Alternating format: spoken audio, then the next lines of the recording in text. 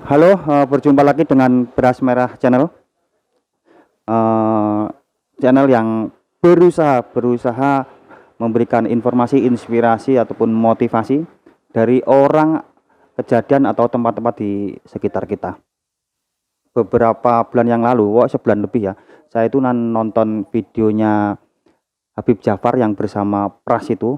Di situ Habib Jafar mengatakan bahwa di negara Timur Tengah itu jumlah ateis dalam waktu 10 tahun terakhir itu meningkat pesat, dan bahkan di Arab Saudi yang notabene adalah negara Islam ya, itu 10% pemudanya penganut ateis. Di Saudi aja anak mudanya itu 10% yang ateis. Itu risetnya. 10%? Iya. Dan sejak saat itu ada kegelisahan di hati saya ya, ketika melihat kenyataan di masyarakat dan sebagainya. Itu saya seakan-akan membenarkan fakta itu gitu loh. Dan bahkan Noe Leto itu kan dia sempat mengatakan bahwa dia sempat menjadi ateis dulunya. Aku ya tahu ateis ya soalnya ini. Padahal kita tahu semua bahwa Noe adalah anak dari seorang kiai dan budayawan. Tapi kok bisa gitu loh. Terus akhirnya saya googling dan menemukan beberapa rangkuman alasan kenapa orang-orang itu memilih ateis, dan inilah rangkumannya.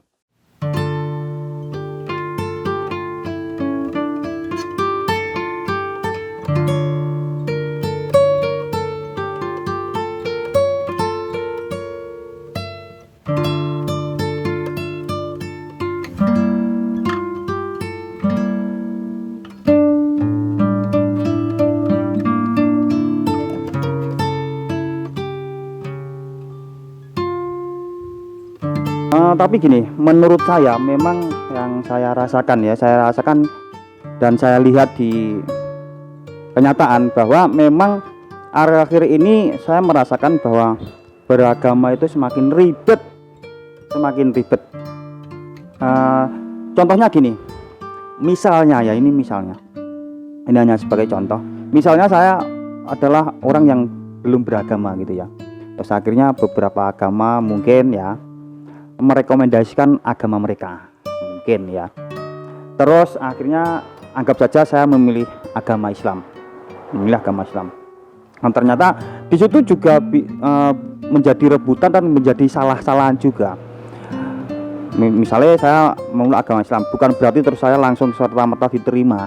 Ternyata ada aliran atau aliran tertentu, terus akhirnya merekomendasikan aliran mereka. Dan ketika saya memilih aliran tertentu, masalah saya ternyata belum selesai.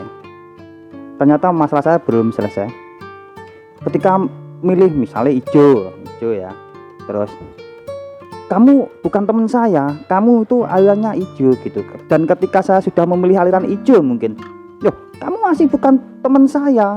Masih ada kelompok-kelompok atau komunitas-komunitas tertentu yang mungkin bisa saja menyalahkan saya atau mengajak saya untuk bergabung. Kalau enggak, itu bukan teman mereka gitu. Misalnya ketika sudah memilih hijau, kamu ikut majelis taklim apa gitu. Misalnya sudah memilih majelis taklim tertentu, terus akhirnya masih ada lagi problematika yang muncul. Loh, kamu duduknya di mana? Kalau duduknya di situ, itu masih bukan teman saya. Dan akhirnya terus sampai ketika saya memilih pilihan terakhir pun ternyata masih ada kemungkinan saya untuk salah dan tidak diterima dan tidak dianggap sebagai teman atau bagian dari mereka. Menurut saya beragama memang semakin kesini saya merasa semakin ribet. Terus gini, ada kegelisahan yang menurut saya itu Mungkin ada penonton yang bisa menjawab kegelisahan-kegelisahan saya ini. Apakah mungkin ya, karena saya hari ini beragama Islam dan mungkin sampai nanti saya akan memeluk agama Islam. Apakah dengan saya mungkin berbeda aliran dengan agama Islam yang lain, apakah surganya akan berbeda juga? Apakah ketika saya sudah memilih aliran tertentu, tapi ketika saya mengikuti atau ikut majelis taklim berbeda dan surganya akan berbeda juga? Mungkin ada penonton yang bisa menjawab, atau kapan saya diajak diskusi, ngopi-ngopi, ya, biar wawasan saya tambah luas ya.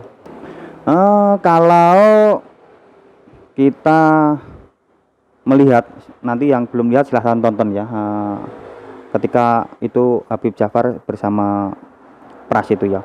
Di situ Habib Ja'far juga mengatakan bahwa bahkan Quran pun itu mengatakan jangan paksa orang itu untuk memeluk Islam. Makanya Quran bilang la ikraha fiddin, jangan paksa orang itu untuk memeluk Islam.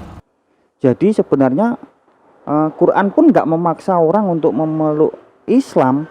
Jadi biarkan mereka itu memeluk sesuai dengan keyakinannya mereka. Jadi kita harus mulai, ini saya kutip dari kontennya Habib Ja'far yang bersama Pras itu tadi ya, masih tetap dari video itu. Mulai sekarang itu kita harus seperti Google Map. Kalau Google Map itu ketika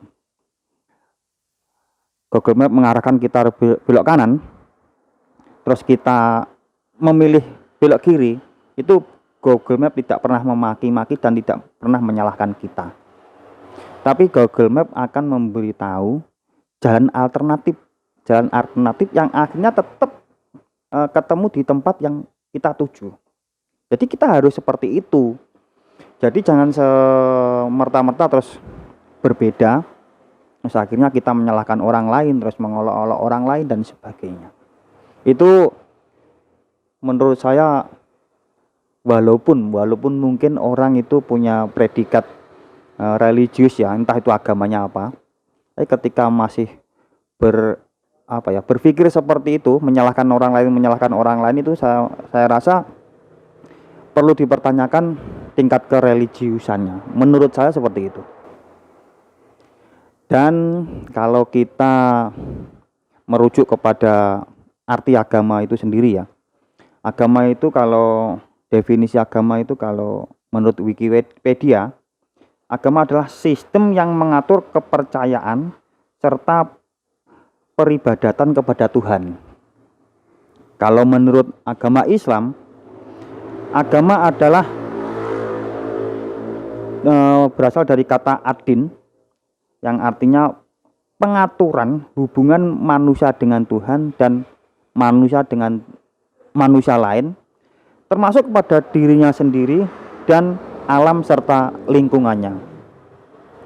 Jadi gini, sebenarnya agama itu mengajarkan lebih ke dalam, lebih ke kita, bukan ke orang lain, lebih ke orang lain.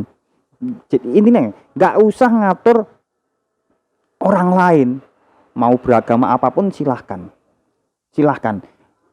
Ketika semua agama bersikap seperti itu, saya yakin agama akan menjadi sebuah idola lagi. Salah satu alasan orang yang memilih ateis itu mungkin bisa jadi dikarenakan karena perilaku orang yang beragama itu tidak mencerminkan mereka itu beragama. Jadi menurut mereka beragama kalau enggak ada bedanya. Itu yang membuat salah satu mereka memilih untuk berateis. Bagaimanapun juga saya berkeyakinan bahwa semua agama itu mengajarkan kebaikan.